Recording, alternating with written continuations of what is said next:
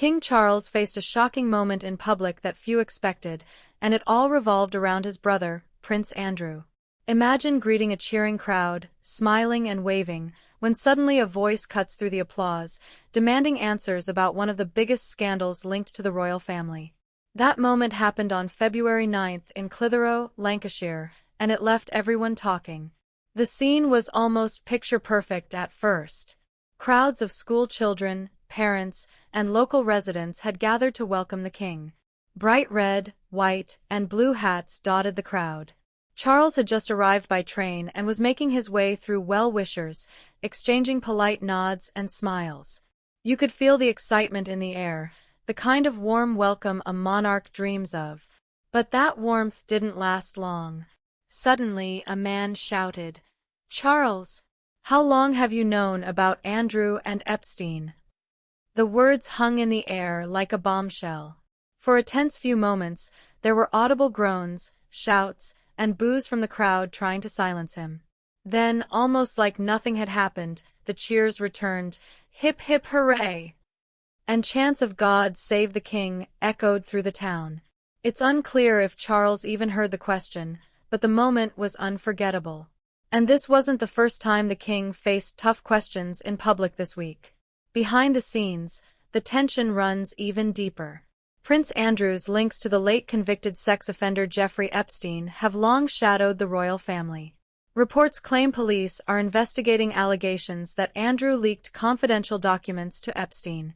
Buckingham Palace released a statement, emphasizing the king's profound concern and the family's readiness to cooperate with authorities. They also highlighted their ongoing sympathy for victims of abuse. The pressure on the monarchy is mounting, and this public confrontation was just a glimpse of that scrutiny. Adding to the intensity, Prince William and Kate Middleton broke their silence just hours earlier. Their spokesperson said the couple is deeply concerned about the revelations and that their thoughts remain with the victims. Some royal watchers say this timing makes the heckler moment even more dramatic. It's clear the family feels the weight of public attention like never before.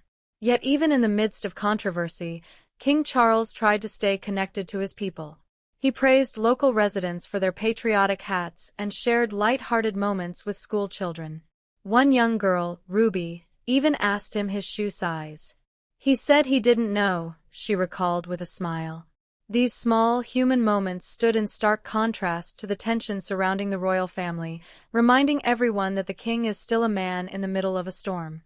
This confrontation is part of a growing trend of royals facing direct questions from the public.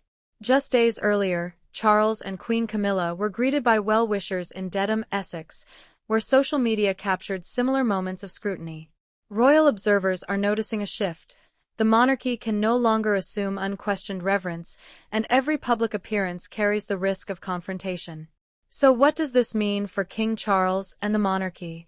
With allegations against Andrew still in the headlines and public curiosity at a peak, the king's actions are being watched more closely than ever. Every handshake, every smile, every wave is dissected for meaning. And as royal fans debate, one question lingers. Can the monarchy navigate these turbulent waters without losing its grip on public trust? The moment in Clitheroe might have seemed fleeting, but it's a sign of a new era, one where the royal family faces direct accountability, and where even a casual walkabout can turn into a test of leadership, composure, and the ability to respond to centuries of scrutiny.